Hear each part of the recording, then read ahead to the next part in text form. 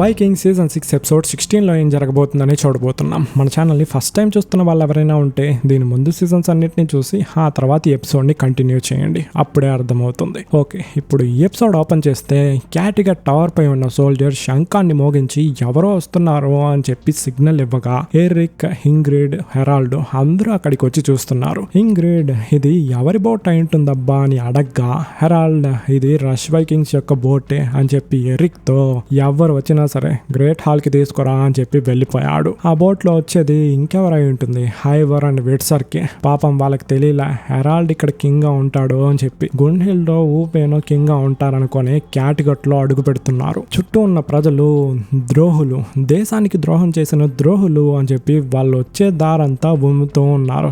ఎందుకని మనందరికీ తెలుసు, ఈ విట్సర్ గాడు లాగ్రదాన్ని చంపినవాడు, ఐవర్ రష్ వైకింగ్స్ తో కలిసి క్యాటిగట్ ని అటాక్ చేసిన వాడు. సో ప్రజలలో వీళ్ళకి చాలా ద్వేషం ఉంది, లోపలికి వదలడంలే, అందరూ అడ్డుకుంటున్నారు. అప్పుడు ఎరిక్ అక్కడికి వచ్చి వాళ్ళిద్దరిని హెరాల్డ్ దగ్గరికి తీసుకెళ్లాడు. వాళ్ళిద్దరికి అక్కడ హెరాల్డ్ సింహాసనంలో కూర్చుండడం షాకు. అయినప్పటికీ హెరాల్డ్ కి ఇంగ్రిడ్ కి తల వంచి నమస్తే పెట్టగా హెరాల్డ్ నేను మీ ఇద్దరిని ఇక్కడ చూస్తానని కలలో కూడా అనుకోలేదు, ఎందుకు ఇక్కడికి వచ్చారో అని అడిగాడు. అందుకు విట్సర్క్ ఇది మా యొక్క హోమ్ ల్యాండ్, మేము పుట్టి పెరిగిన ఊరు, ఇక్కడికి రాకుండా మేము ఎక్కడికి వెళ్తామో అని అడిగాడు. హెరాల్డ్ కానీ మీరు రష్ వైకింగ్స్ తో కలిసి క్యాటిగట్ ని అటాక్ చేశారు, మీ యొక్క సొంత బ్రదర్ నే చంపాలనుకున్నారు కదా అని అడిగాడు. అందుకు ఐవర్ అది మా బ్రదర్స్ మధ్యలో గొడవ హెరాల్డ్, నువ్వు కూడా నీ తమ్ముడిని చంపున్నావు, ఇక్కడ రాజ్యం మధ్యలో గొడవలు జరగడం అంతా సహజమే, దేవుడు ఎప్పుడు ఎవరిని అక్కడికి రావాలి అని చెప్పి డిసైడ్ చేసి ఆల్రెడీ పెట్టుకుంటాడు అని చెప్పాడు. అందుకు హెరాల్డ్ నేను మీ ఇద్దరిని ఇక్కడే ఉండండి అని చెప్పి అనుమతించిన ఈ టౌన్ లో ఉన్న వాళ్ళందరూ మిమ్మల్ని ద్వేషిస్తున్నారు, ఎవరు ఎప్పుడొచ్చి మిమ్మల్ని చంపుతారని తెలియదు, సో మీరు ఇక్కడ ఉండడం మీకే డేంజర్ అని చెప్పాడు. అందుకు ఐవర్ ఇక్కడ ఉన్న ప్రజలకి ఇంతకు ముందు నీపై కూడా ద్వేషం ఉంది, కానీ నిన్నే మన్నించి కింగ్ పదవిలో కూర్చోపెట్టలేదా, అదేలాగా మమ్మల్ని కూడా క్షమిస్తారు, ఎందుకంటే మేము రాగ్నర్ యొక్క కొడుకులం. హెరాల్డ్ మేము నీకు సపోర్ట్ చేయడం నీకు ఇంకా బలాన్ని ఇస్తుంది, కొంచెం ఆలోచించు, మేమిద్దరం రాగ్నర్ కొడుకులం అని చెప్పాడు. అందుకు హెరాల్డ్ సరే నేను ఒప్పుకుంటున్నాను, కానీ మన అందరం ప్రజలతో కూర్చొని ఒక పార్టీని అరేంజ్ చేసుకుంటాము, అందులో వాళ్ళు ఓకే చెప్తే నేను మిమ్మల్ని ఇక్కడే ఉండనిస్తాను అని చెప్పాడు. కట్ చేస్తే ఇక్కడ ఊబే బోట్ లో అందరూ చాలా నీరసంగా ఉన్నారు. అక్కడ చేపలు కూడా దొరకడంలా, వాళ్ళ దగ్గర ఉన్న నీళ్ళంతా కూడా అయిపోయి ఇప్పుడు కొంచెం నీళ్లు మాత్రమే ఉంది, దాన్ని తాగే వాళ్ళ యొక్క ప్రాణాలని కాపాడుకుంటున్నారు. అప్పుడు అందులో ఉన్న ఒకడు తన వైఫ్ దాహంగా ఉంది అని చెప్పి ఆ నీళ్ళని తీసుకునేటప్పుడు థోర్వి వాడిని ఆపి లేదు ఇది మన అందరికి సమానంగా దొరకాలి, నువ్వు మాత్రం తీసుకోవడం కరెక్ట్ కాదు అని చెప్పి ఆపి వాడిని అక్కడి నుండి పంపించేసింది. ఊబే నువ్వు చేసింది కరెక్టేలే అని చెప్పి తలుపుతున్నాడు. ఇక్కడ క్యాటిగట్ లో ప్రజలందరినీ పిలిచి పార్టీ పెట్టున్నారు. అందులోకి విట్సర్క్ అండ్ ఐవర్ వచ్చి కూర్చోగానే అక్కడ ఉన్న వాళ్ళందరూ సైలెంట్ అయిపోయారు. హెరాల్డ్ కి విషయం అర్థమయ్యి పైకి లేసి వాడి స్పీచ్ నిస్తున్నాడు. క్యాటిగట్ లోకి ఐవర్ అండ్ విట్సర్క్ రావడం మీలో కొంతమందికి నచ్చలేదని చెప్పి నాకు తెలుసు, వీళ్ళిద్దరూ ఈ దేశాన్ని అటాక్ చేసి ఓడిపోయిన వాళ్ళు, కానీ ఎందుకు మళ్ళీ ఇక్కడికి రావాలి, అక్కడే ఉండుండొచ్చు కదా అన్న డౌట్ మీలో చాలా మందికి ఉంది. ఇప్పుడు వీళ్ళు ఇక్కడికి వచ్చిన దానికి కారణం ఏంటంటే వీళ్ళు చేసిన తప్పుని వాళ్ళు తెలుసుకొని ఇప్పుడు దాన్ని సరిదిద్దుకోవడం కోసం మీ అందరి ముందు క్షమాపణ కోరుకుంటున్నారు. వీళ్ళని ఖచ్చితంగా మీరు క్షమించి తీరాలి, క్షమించకూడదు అని చెప్పడానికి నా చేతిలో ఏమీ లేదు, ఆ డిసిషన్ ని నేను మీ చేతిలోనే పెడుతున్నాను. కానీ ఒక విషయాన్ని మీరు తెలుసుకోవాలి, మన దేవుడైన లోకి ఓడిన్ యొక్క కొడుకు బోల్డర్ ని చంపుంటాడు, ఎందుకంటే బోల్డర్ పై లోకికి అసూయ.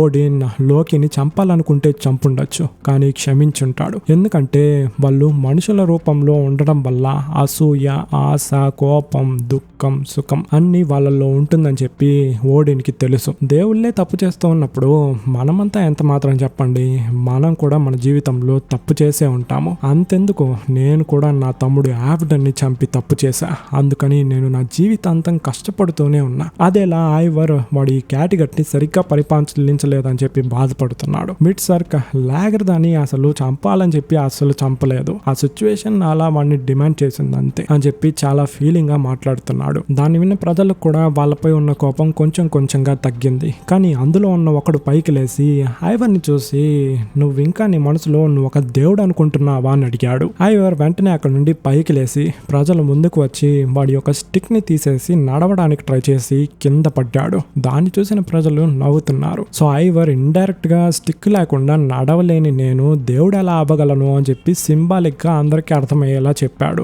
వాళ్ళు కూడా నవ్వుతున్నారు. తర్వాత అందరూ పార్టీ చేసుకుంటూ ఉన్నప్పుడు ఇంగ్రిడ్, ఇప్పుడు మన పైకి రష్ వైకింగ్స్ అటాక్ చేయడానికి రారు, సో మనకి ఏ ప్రాబ్లమ్స్ లేవు అనేది ఒక ఆడదానిగా నాకు సంతోషంగా ఉన్నా మీకు ఉండదు, ఎందుకంటే మీరంతా ఒక అంబిషన్స్ అయిన మొగోళ్ళు, మీకు బోర్ కొడుతుంది కదా. అప్పుడు ఈ రాజు పదవి కోసం మీలో మీరే కొట్టుకునే స్టేజ్ వస్తుంది, ఇది చాలా డేంజర్ అయిన విషయం అని చెప్పింది. ఆ విషయం విన్న హెరాల్డ్ కూడా ఇంగ్రిడ్ చెప్పేది కరెక్ట్ ఏమో అనిపిస్తోంది, ఆలోచిస్తున్నాడు. తర్వాత ఒక ఇద్దరు పార్టీ అయిపోయి ఇంటికి వెళ్ళేటప్పుడు ఐవర్ అండ్ విట్సర్ ని ఎగతలిగా మాట్లాడి వెళ్ళడం చూసిన ఐవర్ చాలా సాడ్ గా కూర్చున్నప్పుడు విట్సర్ అక్కడికి వచ్చి ఏంటలా కూర్చోన్నావు అని అడిగాడు. ఐవర్, నాకు నెక్స్ట్ ఏం చేయాలనే తెలియలే, నాకు ఇప్పుడు ఎలా ఉందంటే సముద్రంలో దారి తప్పిపోయి నా కళ్ళకి కనిపించినంత దూరంలో ఏ ల్యాండ్ కనిపించకుండా తనీగా ఉన్నట్టుంది, నా పుట్టకకి అసలు ఏం కారణము, ఎందుకు నేను పుట్టాననే తెలియలేదు అని ఫీల్ అవుతున్నాడు. సేమ్ విట్సర్ కూడా అదే ఫీలింగే ఉంది. ఇక్కడ సముద్రంలో ఉన్న ఊబే బోట్ లో ఒక కుర్రోడు చనిపోయాడు, దాహాన్ని తట్టుకోలేకుండా సముద్రపు నీళ్లను తాగినందువల్లే చనిపోయాడు. ఓతయ్యర్ వాడి యొక్క కత్తిని ఇచ్చి ప్రేయర్ చేస్తూ ఉన్నాడు. తోర్వి, ఇక్కడ ఫుడ్ లేదు, వాటర్ లేదు, ఇలాగే ఉంటే మనకు కూడా ఆ అబ్బాయికి పట్టిన గతే పడుతుంది అని చెప్పింది. ఇక్కడ క్యాటిగట్ లో ఐవర్ తీరంలో కూర్చున్నప్పుడు సీర్ కనిపించగా ఆయనతో నేను ఇక్కడికి వచ్చుండకూడదు, ఈ హెరాల్డ్ గాడు నేను ఇక్కడికి వచ్చిన దానికి కారణం వాడిని ఆ పదవిలో నుంచి దించడానికి అని చెప్పి అనుకుంటాడు, కానీ నాకు అలాంటి ఆశే లేదు అని చెప్పాడు. అందుకు సీర్, నువ్వు చాలా పనికిమాలిన విషయాల గురించి ఆలోచిస్తున్నావు, మీ నాన్న రాగ్నర్ ఇదే ప్లేస్ లో కూర్చొని ఎన్ని కలలు కన్నాడో నీకు తెలీదా అని అడిగాడు. ఐవర్, అయితే నా యొక్క డెస్టినీ ఏంటి, మా నాన్నలాగా ట్రావెల్ చేయడమా అని అడిగాడు. అందుకు సీర్, నేను నీకు అడ్వైస్ చేసే అంత పెద్దోడిని కాదు, కానీ నీ ప్యాకెట్ లో నేను ఒక విషయాన్ని చూసా, అది నీ ప్రశ్నలకి జవాబిస్తుందని చెప్పి అనుకుంటున్నా అని చెప్పి అక్కడ నుండి మాయమైపోయాడు. ఇక్కడ విట్సర్ బియాన్ సమాధి దగ్గరికి వెళ్ళి అక్కడ వాడితో మాట్లాడుతున్నాడు. నేను నా లైఫ్ లో ఏం చేశానని చెప్పి ఆలోచిస్తే నా సగం జీవితం మొత్తం మందు కొట్టే నాశనం చేసున్నా. నేను ఎక్కువగా ప్రేమించిన బ్రదర్స్ లో ఊబే ఒకడు, వాడికి ద్రోహం చేసి ఆ బోట్ లో నుండి దిగా ఫేమస్ అయిన షీల్డ్ మెయిడెన్ లాగర్ దాన్ని చంపున్నా. నాకు పిల్లలంటే చాలా ఇష్టం, కానీ పెళ్ళిళ్ళు పెటాకులు అన్నవి ఏవీ లేకుండా ఐవర్ గాన్ని గుడ్డిగా ఫాలో అయ్యాను. ఇలా ఇన్ని తప్పులు చేసిన నన్ను దేవుడు ఎలా క్షమిస్తాడు చెప్పు అని మాట్లాడుతూ ఉన్నప్పుడు వాడి వెనుకలో ఒక అమ్మాయి వచ్చి నిల్చుంది. ఆమె, నువ్వు దేవుళ్ళని తప్పుగా అర్థం చేసుకున్నావు అని చెప్పగా విట్సర్క్, నువ్వెవరు, దెయ్యమా అని అడిగాడు. అందుకు ఆమె, నా పేరు ఈడ్యూన్, నాకు నీ గురించి నా అన్ని విషయాలు తెలుసు విట్సర్క్, నీకు ఇష్టమైతే ఒక రాత్రి నేను మీ ఇంట్లో ఉంటాను అని అడిగింది. అందుకు విట్సర్ కూడా సరే అని చెప్పి ఒప్పుకుంటున్నాడు. తర్వాత ఆ రోజు రాత్రి ఐవర్ అండ్ హెరాల్డ్ మాత్రం తనీగా కూర్చొని మాట్లాడుకుంటూ ఉన్నారు. హెరాల్డ్, నేను మొత్తం నార్వేకి కింగ్ అవుతా అని చెప్పి మీ అన్న బియాంతో ఛాలెంజ్ చేశాను, అదేలాగా ఇప్పుడు అయిపోయాను కూడా, కానీ అది దక్కిన తర్వాత నాకు దానిపై ఇంట్రెస్ట్ పోయింది అని చెప్తూ ఉన్నప్పుడు సైమల్టేనియస్ గా ఊబే బోట్ లో ఉన్న ఆ శవాన్ని సముద్రంలో దింపడము, ఆకలితో దాహంతో ఉన్న ప్రజలు హరవడము అన్నిటినీ చూపిస్తున్నారు. అలాగే కట్ చేసి ఇక్కడికి వస్తే హెరాల్డ్ ఇంకా మాట్లాడుతూనే ఉన్నాడు. ఒక కింగ్ కి చిన్న చిన్న సంతోషాలే చాలా ముఖ్యం, నేను పెళ్లి చేసుకున్నాను, కానీ ఒక మంత్రగత్తెను, దానికి నాపై అసలు ప్రేమే లేదు, కానీ నేను ప్రేమించిన గున్హిల్డ్ ఇదే సముద్రంలో చనిపోయింది అని చెప్పి బాధపడుతున్నాడు. ఐవర్, ప్లీజ్ ప్రేమ గురించి మాత్రం మాట్లాడుకొని అడగ్గా హెరాల్డ్ కోపం వచ్చి, ఎందుకు మాట్లాడొద్దంటున్నావు, నా ఎదురుగా కూర్చొని మాట్లాడడానికి ఒక్క పర్సన్ కూడా నాతో లేదే అని చెప్పి నేను ఎంత బాధపడుతున్నానో తెలుసా, నీకన్నా నీ బ్రదర్ విట్సర్క్ ఉన్నాడు అని చెప్పి చాలా ఫీల్ అవుతున్నాడు. ఎందుకు హెరాల్డ్ ఇంత ఫీల్ అవుతున్నాడు అంటే వాడి తమ్ముడిని వాడి చేతులతోనే చంపేశాడు కదా, ఇప్పుడు వాడితో కూర్చొని మాట్లాడడానికి ఎవ్వరూ లేదని చెప్పి ఇంత ఫీల్ అవుతున్నాడు. ఇక్కడ విట్సర్ కి ఐడ్యూన్ అనే అమ్మాయి యాపిల్ పండుని జ్యూస్ లాగా పిండుతూ ఉన్నప్పుడు విట్సర్క్, నువ్వు నాకెవరో తెలుసు, నువ్వు ఒక దేవత, నా కోసం ఓడి నిన్ను పంపించాడు కదా అని అడిగాడు. అందుకు ఆమె, నేను ఎవరి కింద పనిచేయడం లేదు విట్సర్క్, నీ జీవితంలో ఏమేం జరిగిందని చెప్పి నాకు అన్ని విషయాలు తెలుసు, నేను నీతో ఉండడం కోసమే వచ్చాను అని చెప్పింది. అందుకు విట్సర్క్, అయితే జీవితం మొత్తం నాతోనే ఉంటావా అని అడిగాడు. అందుకు ఆమె, లేదు, తెల్లవారేంత వరకే నేను నీతో ఉంటాను, ఫస్ట్ ఈ జ్యూస్ తాగు అని చెప్పి తాగిపిచ్చి ఇద్దరు క్లోజ్ గా ఉంటున్నారు. ఇక్కడ ఐవర్ హెరాల్డ్ తో కలిసి బాగా మందు కొట్టాడు కదా, ఇంటికి రాగానే కాలు జారి కింద పడగా వాడికి వాళ్ళ నాన్న రాగ్నర్ చెప్పింది గుర్తొచ్చింది, నువ్వు అందరికన్నా డిఫరెంట్ గా ఉన్నావు, నీ మనసులో నువ్వు ఒక కుంటోడు అనుకుంటున్నావా ఐవర్, మన దేవుడు ఓడిన్ నీకు కాళ్ళని తీసేసి మెదడులో ఎక్కువ పవర్ నిచ్చున్నాడు, అదే ఇంటెలిజెన్స్, దాన్ని నువ్వు యూజ్ చేయి, ఎవరెవరంతా నిన్ను తక్కువ చేసి మాట్లాడారో వాళ్ళందరికీ తెలియాలి, వాళ్ళు మాట్లాడింది తప్పని చెప్పి. నాకు తెలుసు ఈ ప్రపంచం మొత్తం ఒకరోజు ఐవర్ ది బోన్లెస్ అని చెప్పగానే గజగజ వణుకుతుందని చెప్పాడు. అది గుర్తొచ్చింది ఐవర్ ఆ చెస్ కాయింట్ని తీసుకుంటున్నాడు. తర్వాత తెల్లారింది. విట్సర్ పక్కనున్న అమ్మాయి కనిపించలే. అంటే వచ్చింది దేవతే అని చెప్పి వాడు అర్థం చేసుకుంటున్నాడు. ప్లస్ వాడికి జీవితం గురించి అన్ని విషయాలు అర్థమైంది. మోకరిల్లి ఆ వర్షంలోనే ఏడుస్తూ ఉన్నాడు. తర్వాత ఐవర్ ఒక చోట కూర్చొని మందు కొడుతూ ఉన్నప్పుడు వాడి చుట్టూ ఉన్న వైకింగ్స్ కి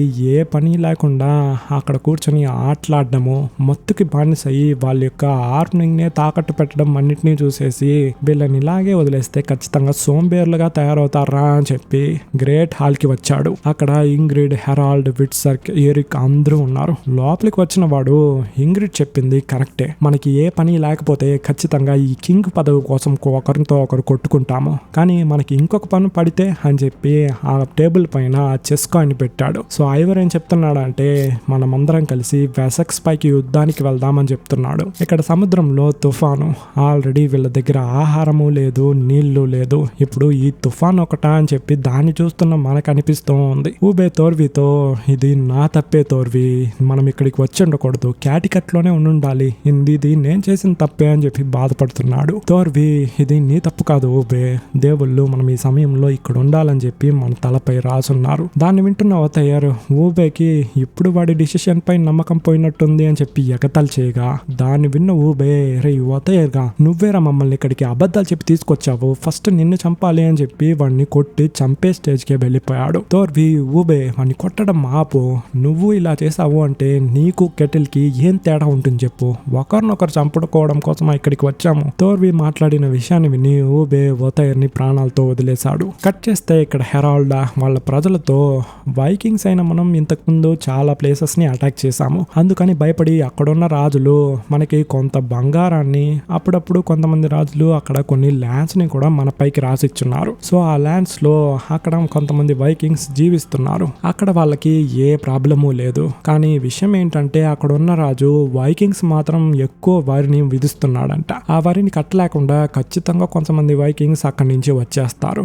తర్వాత మిగతా ఉన్న వైకింగ్స్ ని ఖచ్చితంగా ఆ రాజు తరిమి కొడతాడు. ఆ రాజు వేరే ఎవరు కాదు, వెసెక్స్ లో ఉన్న ఆల్ఫ్రెడ్ అని చెప్పాడు. ఐవర్ పైకి లేసి మనమంతా వైకింగ్స్ చాలా ప్లేసెస్ ని అటాక్ చేసి సంపదల్ని తీసుకొచ్చి మన ఊర్లో పెట్టేవాళ్ళం, కానీ ఇలా సోంబేర్లుగా ఒకే ప్లేసెస్ లో మనం ఉండకూడదు. మన రాగ్నర్ ఇంగ్లాండ్ లో చనిపోయాడు.